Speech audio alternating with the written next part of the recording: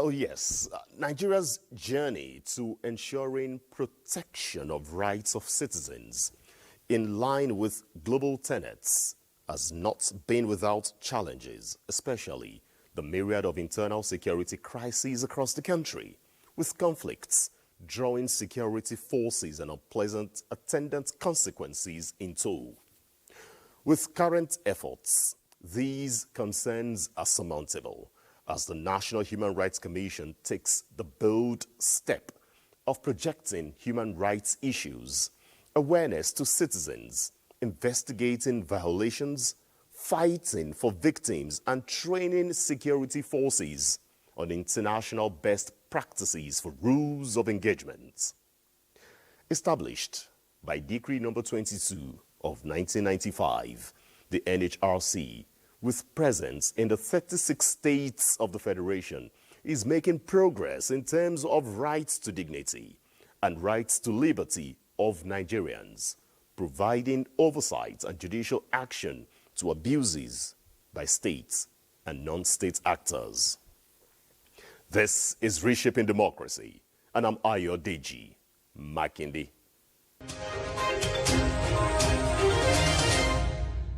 The National Human Rights Commission, with the support of government and stakeholders, is working tirelessly to promote a culture for human rights for all Nigerians. Reshaping Democracy this time takes on the Executive Secretary of the NHRC, Dr. Tony Ojukwu, who is set to answer citizens' inquiries into the Commission's mandates and service delivery. My name is Abubakar Balarabi, human rights activist and indigenous of Sokoto State. My question to Executive Secretary, National Human Rights Commission. Sir, what mechanism has the National Human Rights Commission put in place to monitor and document human rights violations across the country? Thank you very much.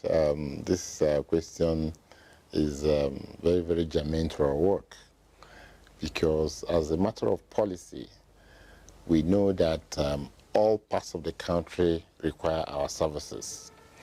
So what we have done to reach the crannies, the nooks and crannies of the country, is to have state offices in all the 36 states. We have state offices in all the 36 states, and these state offices are there to make sure that people can access them and report individual cases of human rights violation. In addition to that, we have tapped into the new modern technology, because we know that most people have telephones. So we developed a toll-free number, which is 6472. That toll-free number, anybody can call it from any part of the country to be able to access the services of the Commission. In addition, we have what we call Human Rights Dashboard. The Human Rights Dashboard is a mechanism we have used to be able to give information on the state of human rights across the country every month. And to be able to get the information, we have established what we call Human Rights Observatory. We have this Human Rights Observatory in all the 36 states. And this Human Rights Observatory is to make sure that they collate all cases of human rights violation in every state, every month, both those reported to us officially and those not reported to us, because we can handle any human rights violation that comes across us. Even if we hear on NTA or any television station that a human rights violation has been committed, we can take action. We don't have to wait until when it's reported to us.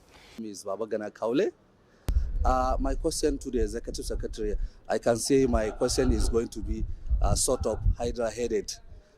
First and foremost, we would like to know what collaborations, strategies has the Commission made with government agencies, private partners, civil society organizations to achieve the level of success they had in this region. Exactly, because, you know, as a commission, we know that when there is conflict, human rights suffers. So we have been partnering with the Office of the United Nations High Commissioner for Refugees, because the conflict situation in the Northeast has led to a lot of displacement of people. Now we established what we call community protection action groups. These are members of the community that are working with the commission, who live in these communities, who, because they are closer to the community, they can give us information as to possible triggers of conflict between displaced population and the inhabiting communities. And then we have what we call, you know, referral committees. Now, the idea is when this community protection action group gets this information, we look at what are the challenges, what are the needs of these displaced persons. Their need may be they need legal support. If they need legal support, we refer them to the appropriate body like the Ministry of Justice. Their need may be to do advocacy about a challenge. We link up with the media to bring out the problem to the fore. Maybe we can get a helper. So, and we cannot do it alone as a Human Rights Commission. We have to work with civil society. We have to work with the media. We have to work with other MDAs, you know. But these are human rights issues. It's our duty to identify them, and then we do referrals, we follow up, we make sure that that human rights challenge is resolved. My name is Afiniki Mangja. I will want to ask Executive Secretary, sir, what strategies have NHRC and what strategies are you putting together to make sure that security agencies, the military, know about human rights, and they also are going to be accountable for the protection of these people? We identified that nobody prepared for insurgency in Nigeria. We just woke up one day and we are confronted with insurgency. So there were a lot of challenges. So we now felt that we needed to engage with the military to mainstream human rights into their operations. You will find out that we now started what we call human rights military dialogue. During this human rights military dialogue, we try to make the military understand that yes, the security, which is their main concern, is very, very important, but pursuing security without laying emphasis on human rights is counterproductive.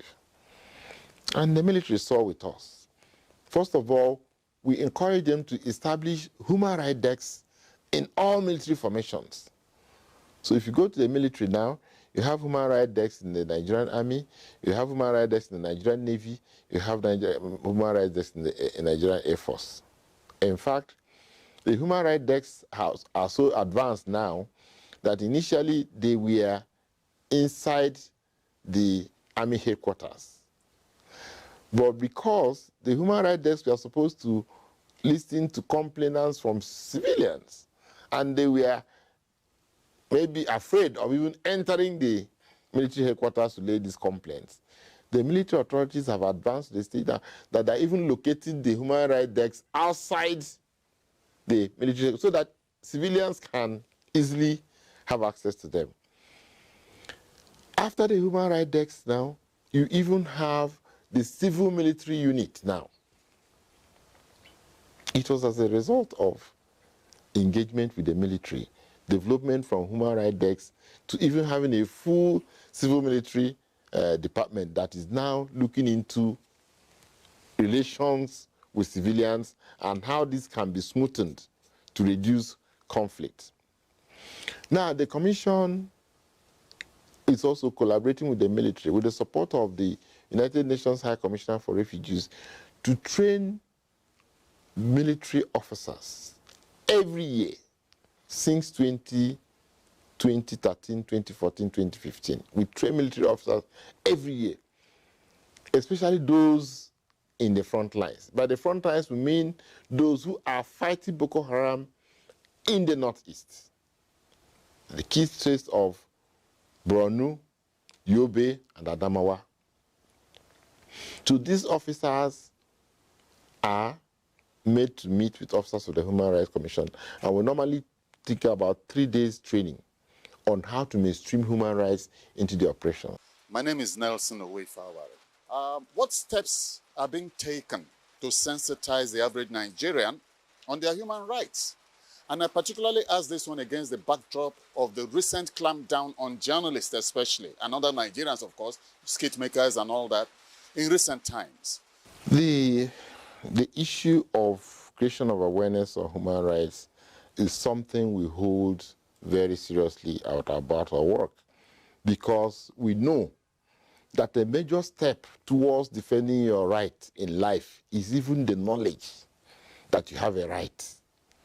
If you don't know you have a right, somebody can be violating that right. You don't even know. You don't even know your right is being violated. So how do you even start seeking for help to get a remedy if you don't even know your right is being violated? So we don't joke with the issue of awareness creation. And this awareness creation, we use the media, we use the radio, we use the television. Now we have a journal which we publish every quarter, talking about our mandate to promote and protect human rights. We hold what we call seminars, we hold workshops, we train journalists, we train the military, we train lawyers, we train law enforcement agents, we train members of the civil society. We have a Human Rights Institute now. The Human Rights Institute is to train members of the public. And when you train people, you create awareness. We organize talk shows. We organize workshops. In the states, we are in all the 36 states. We do campaigns. We do road shows, road campaigns. At times you see us during International Human Rights Day. We take a walk along the street. We invite people, they follow us through. When we are doing 16 days of activism, we visit all strata of society. We do this in all the 36 states of the country. We visit the religious leaders to create awareness amongst them. We visit traditional institutions in the communities. We sensitize them and create awareness. We go to schools. We talk to school children. We talk to their teachers. We create awareness. We visit the House of Assembly. We visit the governor. We visit the governor's wife. We visit market women. Trying to create awareness about some of these issues. And this is reflecting in the number of complaints the Commission is receiving. As at today, there is no year within the last 5 years that we have received less than 2 million complaints a year. It is amazing. And like I said, we have what we call toll-free number. And that toll-free number is to encourage people, because at times people may have problems and they don't have the avenue to report. So we have a partnership with the National Nigerian Communications Commission, NCC, and they gave us a toll-free number, 6472. Any Nigerian who has any human rights challenge, any human rights issue they want to complain about, they'll send it to that number. My name is Prince Makake.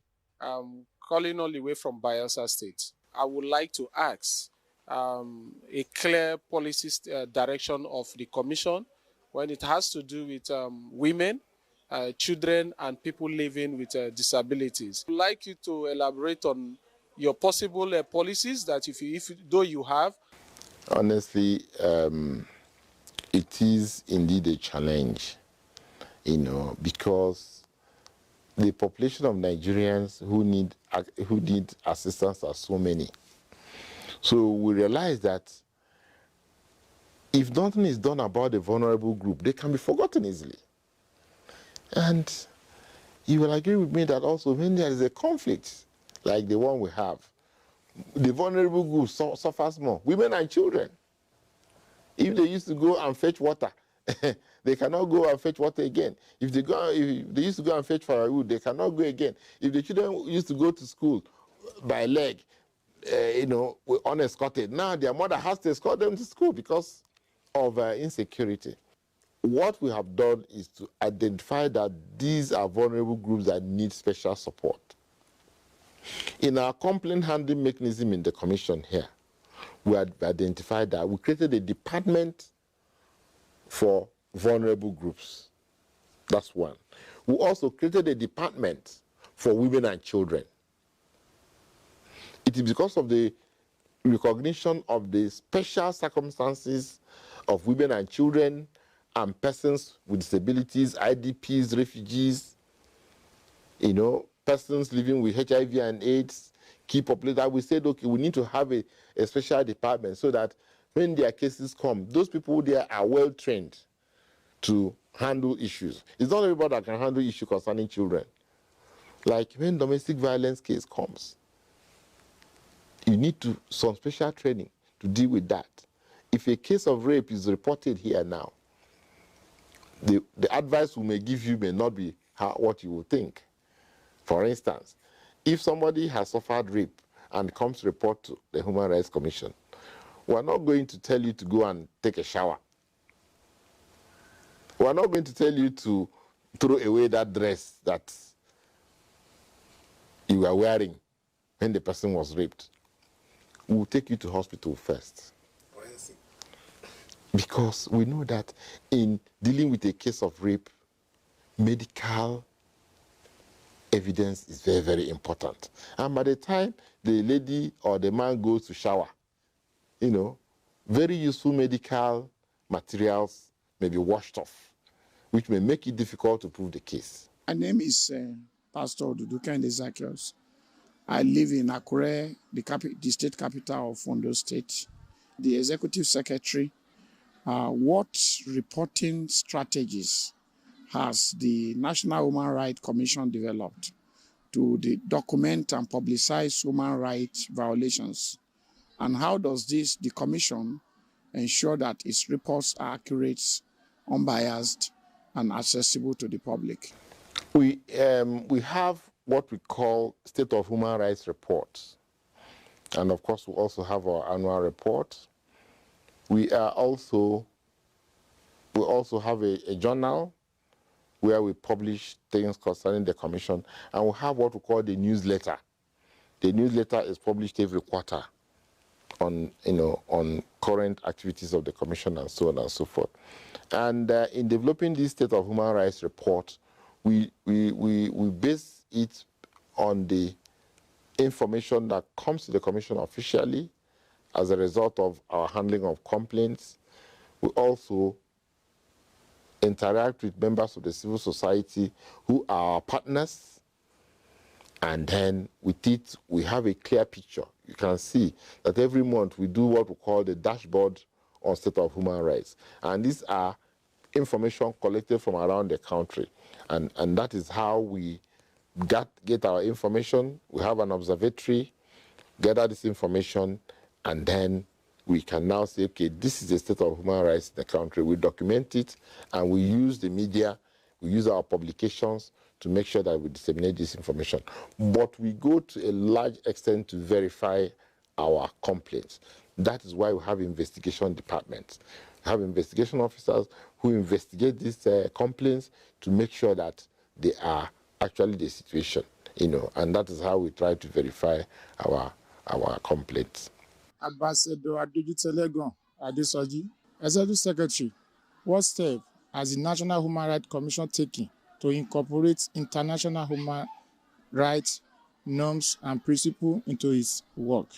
Of course, the first thing we did was capacity building is very, very key, because knowledge is power. to have established in the Commission an international cooperations unit. What that unit does is to make sure that all international instruments are our obligations as a country in regarding some of these international instruments, that those obligations are kept. We are reminded of those obligations. And also we carry out training for our staff on these international instruments, because the international instruments are soft laws which we also apply in our work. You have the Convention on the Rights of the Child. It was with the Convention on the Rights of the Child we now crafted the Child Rights Act. So the combination of the Convention on the Rights of the Child and Child Rights Act in doing any matter concerning children, we now combine the knowledge of these two. You realize the other time when children, as a result of the NBAC governor, children were being prosecuted, we had to shout, because we said, no, that is not how it's supposed to be. When children commit offense, and children are people under the age of 18, when they commit offense, you don't take them to the formal courts. That's what they call family court. And you don't stigmatize children, you don't criminalize them. You rather, instead of keeping them in prison, you take them to a juvenile center. Because a child can make a mistake, you must give that child a second chance. Children are not supposed to be in prison. So if we go there and we see children who are in prison, we'll make a case that this is the wrong place for these children. You rather make them hardened. Because by that, okay, maybe Boko Haram people are being detained in that prison. That interaction can make them become radical. So these are some of the kind of things we are trying to do to make sure that we restore normalcy to the criminal justice system and reduce the number of human rights violations that are going on in the country.